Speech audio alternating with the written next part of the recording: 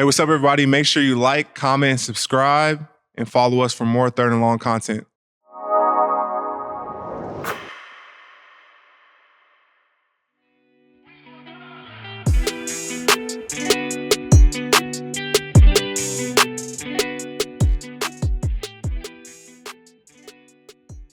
What's good, everybody? This is Arik Armstead. Welcome to another episode of Third and Long. Start the episode always. Appreciate your support. Appreciate you tapping into the show. Appreciate you continuing to, follow along this journey with our team and with the show and the content that we're trying to provide. This week, got a little, personal special news to share with you guys. Posted on Instagram, so some of you may have saw, but me and my wife and our family are expecting our third child, which we're really excited about. And it's a boy, my first boy. I have two lovely, amazing daughters who I love dearly. But our third is going to be a beautiful baby boy, and we're extremely excited about it. I'm excited about it. Get a little more testosterone in my household. It's going to be good. Mix it up a little bit. Love my girls, love my wife, but it'll be good to have some another boy, kind of even out the playing field for me a little bit. So I'm really excited. We're really happy and excited. Wife and baby are healthy, and it is a true blessing, being able to bring life into this world, and we don't take it for granted. We're super appreciative, and we're excited to have a new addition to our family, and being here in Jacksonville, a lot of life has changed in a short period of time. I think I've only been here maybe 6 months now, but a lot has changed, a lot has happened, and a lot of exciting things going on here. And, we love being here, and, we're growing our family here. So huge, exciting news wanted to share with you guys before I got into some more football stuff. Going to start this episode a little differently. We're going to jump straight into self-scout. Which, from the feedback I see, you guys really enjoy learning about the game from that perspective. So the play I want to break down is a 3rd and 7 play.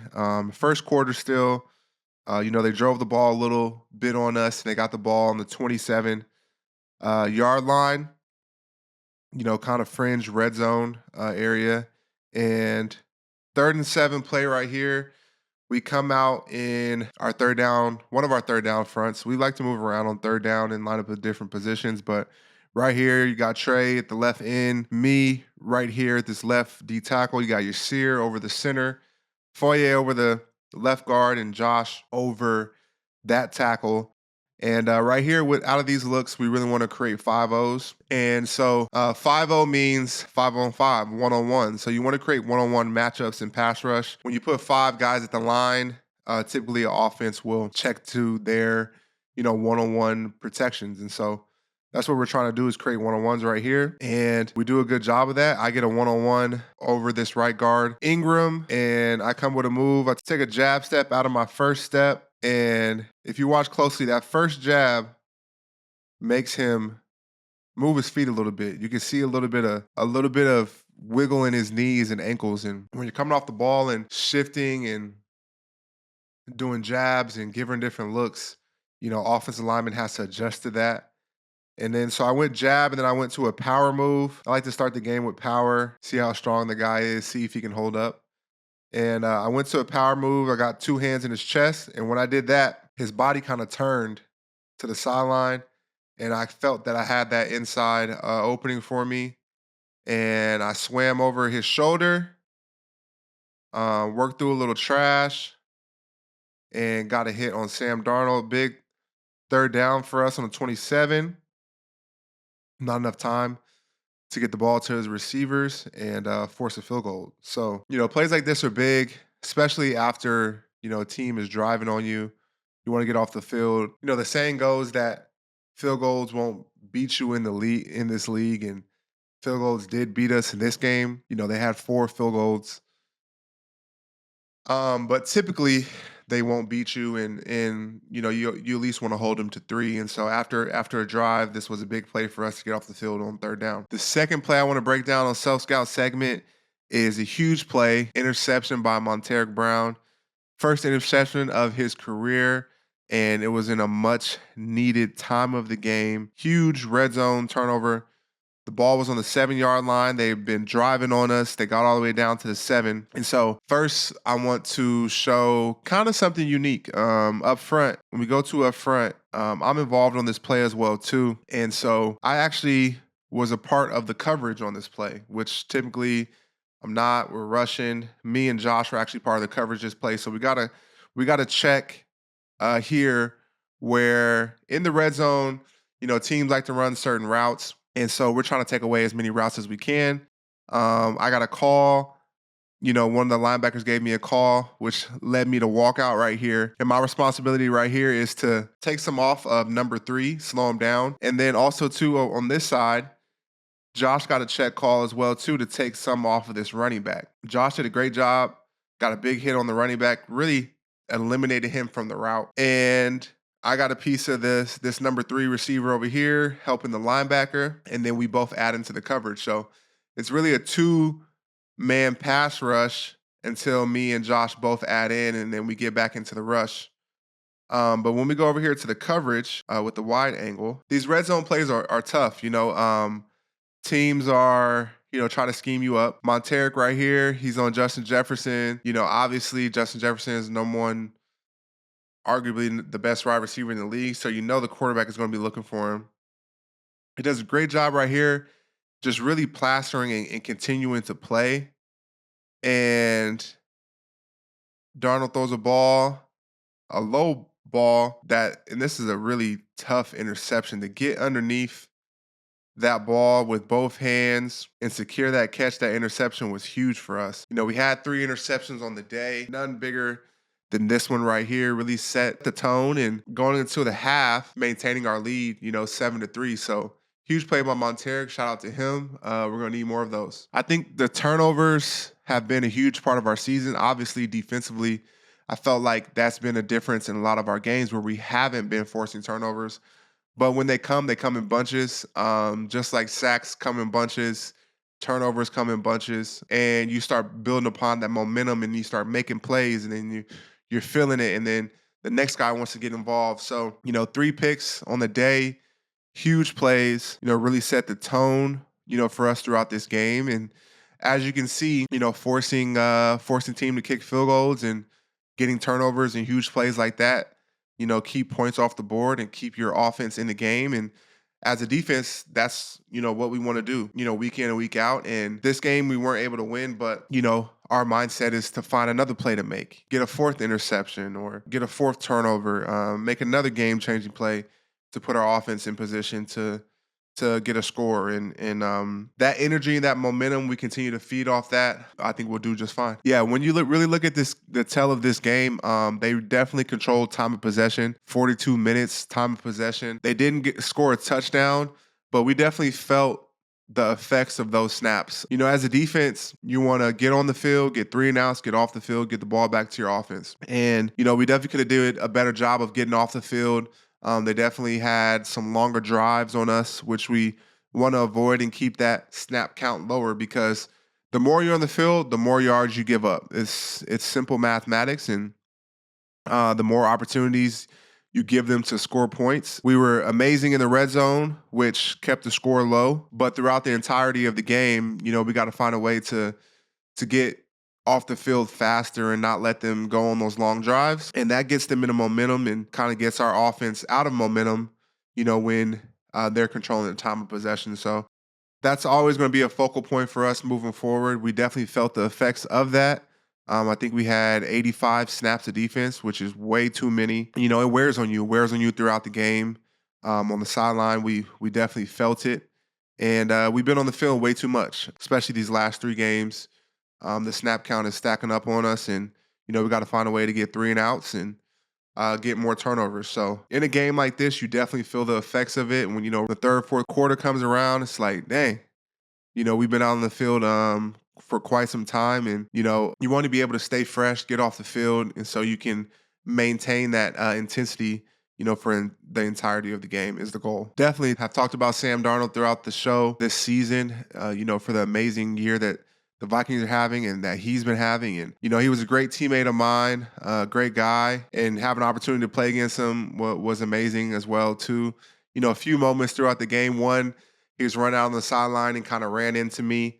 And, I wasn't going to let him, go into the fall into the Gatorade, and he ran right into my arms and just wrapped him up, made a tackle on the sideline, and he thanked me for it. He was, "Oh, appreciate you, Arik. Thanks." Before he ran back out on the field, and then have an opportunity to talk to him after the game as well too. First thing he said was, "Man, I forgot how tall you were, Arik." I'm like, "Yeah, because you haven't played against me in a long time. It's just been practice. You haven't played in a real game against me." In quite some time. But man, I just told him how proud I am of him, and how happy I am for his success. And it was definitely good to see him and a bunch of other guys. Somebody asked me before the game, like, do you know any of the Vikings players? And at the time, I really wasn't thinking.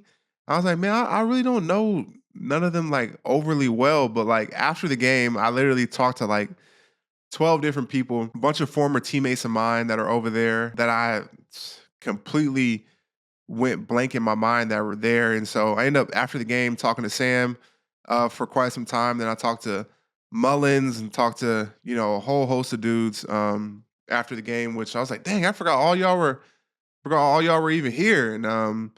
And coaches included too, coaches that I played against, they come up to me, show love and respect.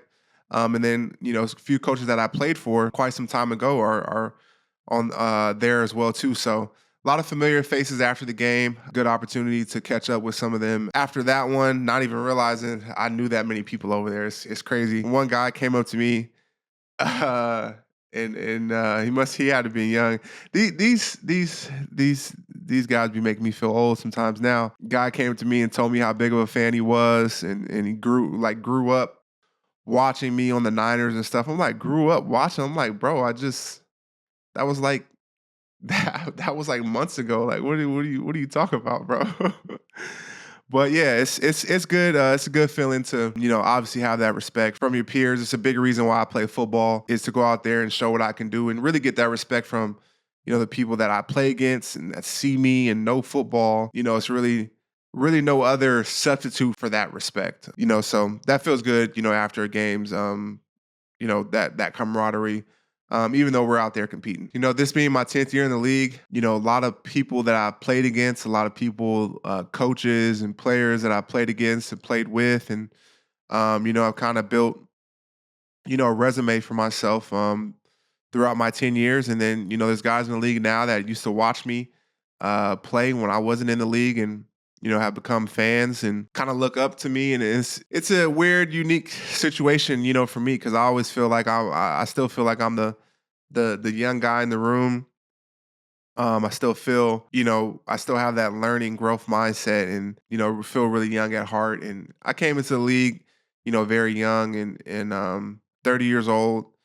And but getting that respect from people, just shows the body of work and what I've done to put myself in this position. As not only as a player, but I think you get a lot of respect from how you treat people and how you go about your business as well too, and what you do on the field as well. So it's just a testament to the a lot of the hard work that I put in to get to this point, and a lot more to do, a lot more to show, a lot more to accomplish. And so you take the respect and the appreciation and you keep it moving and get back to work. Definitely, there's been a few unk jokes amongst my teammates, throughout the years. But being here in Jacksonville, definitely some of the young guys, definitely feel like I'm unk, and they talk a little mess every now and then. Trayvon especially, he always telling me this is a young man game. I'm like, all right, now give yourself a couple more years. You're gonna start feeling how I'm feeling.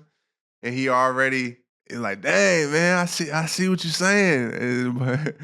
But body ain't moving quite the same. Body, it take a little longer to lather up them muscles and get them joints going and stuff. But no, it's love. I love being there and supporting, the young guys and, just trying to show them the way, show them how to get certain things done and what committing to yourself and your grind and your craft can do. And, a lot of guys are hoping to get to the level that I'm at, and have that, that long career in this league. And, I'm able to kind of show them how I got it done. And speaking of Trayvon, it seems like every week he's making a game-changing play. I say it again, they're going to have to back up the Brinks truck for him because he's playing at an elite level. And shoot, I hope they got a checkbook big enough to cash for him because he's definitely deserving it. He's playing at an amazing Pro Bowl level, and it's amazing to see his hard work and everything that he's been through come to fruition. And yet again, he makes a game changing play for us in the fourth quarter with a huge sack, knocks them out of field goal range. And gives the ball back to our offense with the opportunity to go down and win the game. And so, he's been making plays, play after play after play, throughout the season. And he showed up big again in the fourth quarter when we needed it the most. Also in the fourth quarter, for those of you who watched the game, whatever, you might have seen me go down with the injury. I was chasing Sam Darnold. I dove, tackled him, and talking about these young boys, man, Ventrell Miller, one of the hardest hitting dudes in the league, try to get a hit on Sam Darnold and end up hitting me. And I took the blow, a little friendly fire situation right there. And I definitely got hit hard, but I was okay. I needed to just take a little second. I didn't feel that I was concussed or had a head injury, but definitely got hit pretty hard and was a little gassed, a little tired. And I was like, all right, let me take a little second to recuperate from this. And whenever that happens, I know you guys know of, concussions at this point and how big of a serious topic that it is in the NFL, head injuries, concussions, and, the player safety and our health. And so a little bit about that process when you do have a quote unquote head injury in a game. First thing they do, so let me tell you about the process. I was on the field. They asked me if I was all right. And I was like, yeah, I was like, yeah, I'm good. I'm good now. I'm cool. You know what I'm saying? I'm good. And then they told me like, all right, well, they reviewed it upstairs and you got hit in your head. So you have to go to the blue tent. And then so now, whenever they send you to the blue tent, you're in a concussion protocol. So the first steps to that concussion protocol was they put you in the blue tent. And the reason they put you in the blue tent is to do an assessment with you. Obviously, if they try to do it out in the open, there's a bunch going on in the game and all that. And so what happens in the blue tent is they give you an assessment. And first, they ask you a series of questions. I did an eye test, so I had to follow my finger. I had to follow the finger. And then they asked me a series of questions. What happened? Do you remember the play? I was like, yes, I was chasing Sam Darnold. I dove, tackled him. I did get hit. I don't know exactly where, but I do remember the play. Then they were like, well, who'd you play last week? I was like, we played the Eagles last week. They're like, well, what's the score of the game? What's the score of this game? I was like, 7-6. So they're asking you questions to see, if you had a brain injury and can you recollect what's going on, or are you a little dazed and can't remember things? And they asked me, did I have blurred vision or anything like that? And no, I didn't. I answered the questions with flying colors, and I was able to get out of that blue tent and go back onto the field. And then the last part of that is a follow-up. So I had to come in Monday, and they wanted to follow up and make sure that everything was still okay, which it was. I'm feeling fine. Thank God, we play a violent physical sport. And thank God that I was protected and didn't get a concussion. But that's a little bit about the protocol. If I would have went in there and been like, I don't know. I don't remember who we played. Or if I wouldn't have answered the questions and I wouldn't have been with it, then they wouldn't have let me return to the field.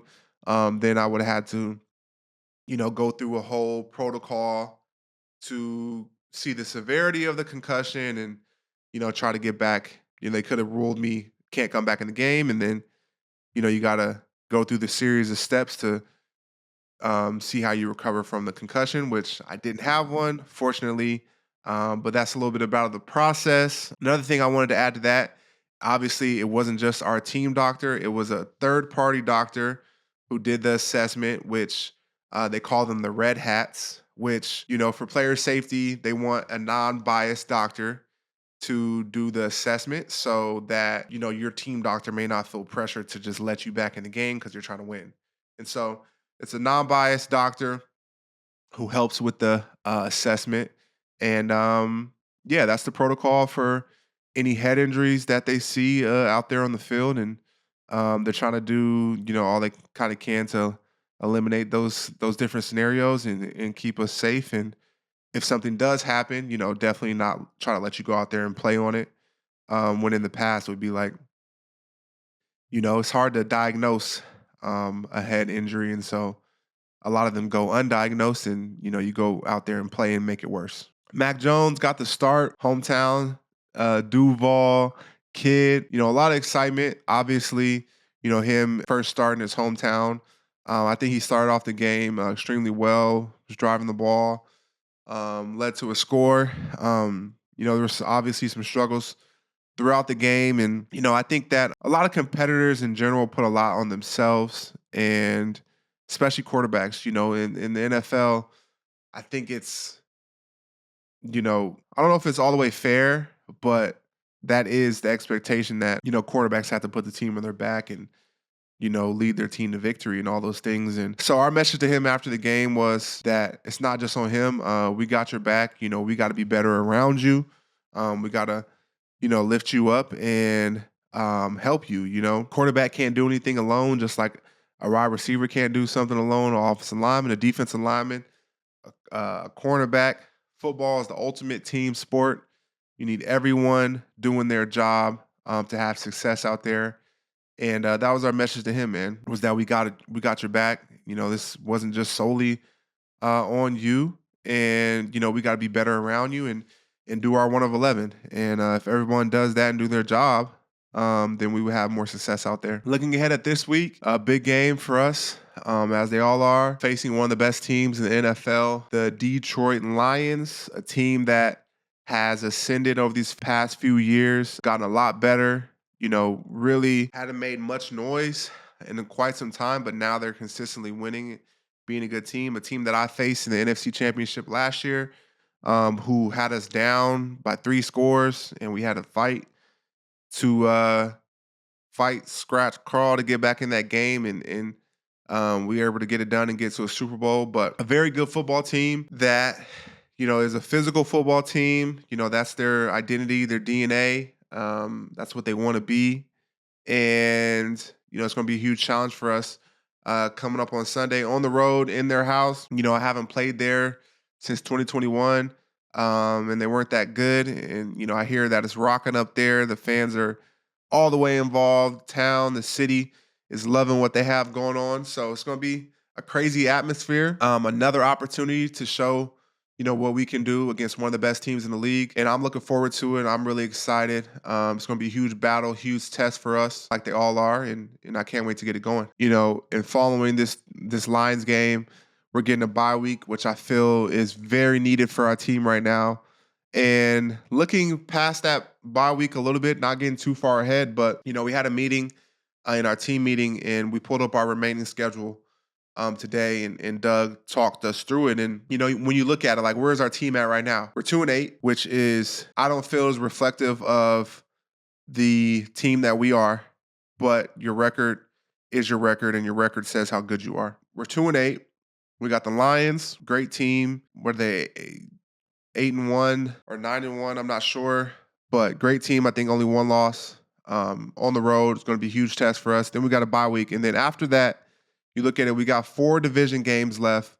We got 6 games after the bye. One team is over 500, and that is the Houston Texans. And besides that, it's a lot of teams that are in a similar boat as us, 2-7, 2-8. And we're not out of it yet. It's going to take us playing a lot better. It's going to take us going on a run. But there is something to look forward to, and we're not out of it yet. And I think we've showed to ourselves how we can play with any team in this league. And looking at the remainder of our schedule, there's definitely some teams that are beatable, and I feel like we can beat any team in the league, to be honest with you. And, there's a lot to look forward to. 4 division games left. That could change dramatically the outlook of the situation in our playoff picture. And who knows, So a lot to look forward to. Huge battle on Sunday. And I think it's of the utmost importance for us it's a 1-week season for us at this point. They're all must wins. 1-week season, give it your all. Detroit Lions, get some rest on the bye, get healthy, and then chip away. Week at a time. Looking at the rest of our 7 games, they're games that we can win. And we have a huge opportunity in front of us. So, why not us? Appreciate you tapping in to another episode of Third and Long. I'm Arik Armstead. Don't forget to like, comment, subscribe. Much love. Always appreciate your support. And I'll see you on another episode of Third and Long when we get back from Detroit.